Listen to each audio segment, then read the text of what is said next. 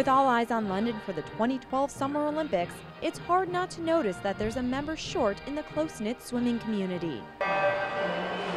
Six-time Olympic swim coach Michael Lohberg passed away in the spring of 2011 after a 3-year battle with a blood disorder.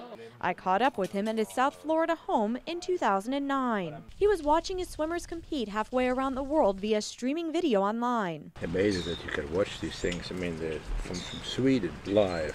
He had to watch his swimmers compete this way because he wasn't up to traveling.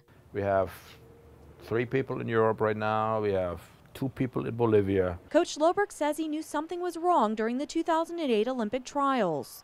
I had a herniated, and still have a herniated disc.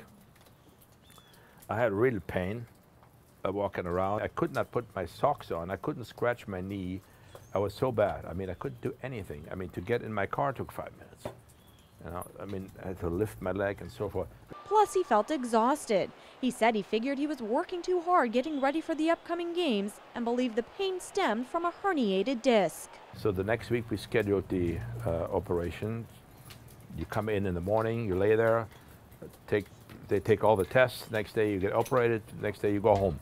That was the plan, but it didn't turn out that way. During the Olympic trials, Coach Lohberg was so exhausted he couldn't even walk 50 meters. He went to a doctor who said his blood counts weren't just low, they were catastrophic. Ran the tests again, the same results, and doctors eventually diagnosed him with aplastic anemia. My body killed the blood quicker than they could put it in. You know, I mean, antibodies, you name it, it was a disaster. I mean, I just couldn't hold it. I mean, they put it in the morning, an hour later it was gone.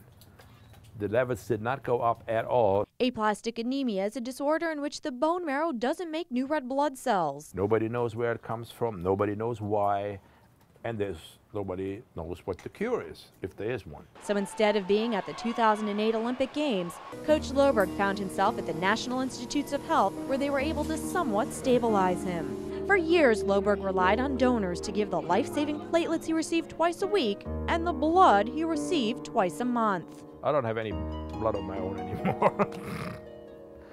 Nothing left. Tyson, yeah, it's okay. We love you too. The blood and platelets from donors allowed Lohberg to continue coaching for a while following his diagnosis. But the man probably best remembered for leading 5-time Olympian Dara Torres to victory succumbed to the disease in April of 2011. But his legacy lives on in the world of swimming and in the lives of patients everywhere because his story inspires people to donate blood. I'm Nancy Gay for Florida Blood Services.